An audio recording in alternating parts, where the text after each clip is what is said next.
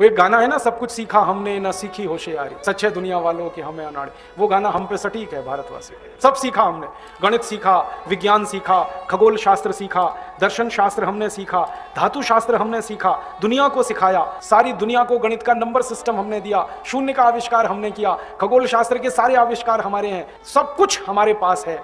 चालाकी नहीं है। क्यों नहीं है? इसका कोई कारण है तो एकमात्र कारण है कि हमारा जो वायुमंडल है, हमारा जो मौसम है, वो इतना अनुकूल है कि हम चालाक हो ही नहीं सकते। चालाक होने के लिए जो जीन की जरूरत पड़ती है, वो जीन भारत में हो ही नहीं सकता। चालाक जीन, जिसको हम डीएनए कहते हैं ना, जिस डीएनए से चालाकी आती है, वो दुनिया के उन्हीं देशों में होता है जो देश कठोर है, जहां जिंदगी मुश्किल है, जहां ठंड पड़ती है 8-8 महीने, टेम्परेचर चला जाता है -40 डिग्री। वहां के लोगों के जीन में प्रकृति ने एक व्यवस्था कर रखी है कि उनको चालाक होना पड़ता है, नहीं तो जिंदा नहीं रह पाएंगे। और अंग्रेजों को सबसे ज्यादा चालाकी ही आती थी और कुछ नहीं आता था। इस चक्कर में हम अंग्रेजों की गुलामी में चले